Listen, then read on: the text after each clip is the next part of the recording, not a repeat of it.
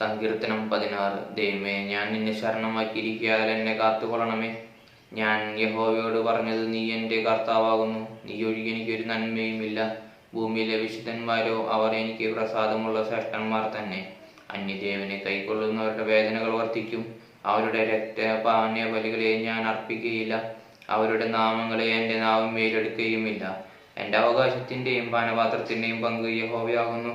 നീ എനിക്കുള്ള ഓഹരിയെ പരിപാലിക്കുന്നു. അളവുനൂലിൽ എനിക്ക് മനോഹര ദേശത്ത് വീണിരിക്കുന്നു. അതേ, എനിക്ക് നല്ലൊരു അവകാശം ലഭിച്ചിരിക്കുന്നു. എനിക്ക് ബുദ്ധി ഉപദേശിച്ചു തന്ന യഹോവയെ ഞാൻ വാഴ്ത്തും. രാത്രികാലങ്ങളിലും എൻ്റെ അന്തരംഗം എന്നെ ഉപദേശിക്കുന്നു. ഞാൻ യഹോവയെ എപ്പോഴും എൻ്റെ മുമ്പിൽ വച്ചിരിക്കുന്നു. അവൻ എൻ്റെ വലത്ത് ഭാഗത്തുള്ളത് കൊണ്ട് ഞാൻ കുലുങ്ങി പോകുകയില്ല. അതുകൊണ്ട് എൻ്റെ ഹൃദയം സന്തോഷിച്ച് എൻ്റെ മനസ്സ് ആനന്ദിക്കുന്നു. എൻ്റെ ജഡവും നിർഭയമായി വസിക്കും. നീ എൻ്റെ പ്രാണനെ പാതാളത്തിൽ വിടുകയില്ല. നിന്റെ പരിശുദ്ധനെ ദ്രവ്യം കാണുവാൻ സമ്മതിക്കുകയുമില്ല. ജീവന്റെ വഴി നീ എനിക്ക് കാണിച്ചു തരും. നിന്റെ സന്നിധിയിൽ സന്തോഷ പരിപൂർണതയും നിന്റെ വലത്തു ഭാഗത്തു നിന്നും പ്രമോദങ്ങളും ഉണ്ട്. ആമേൻ.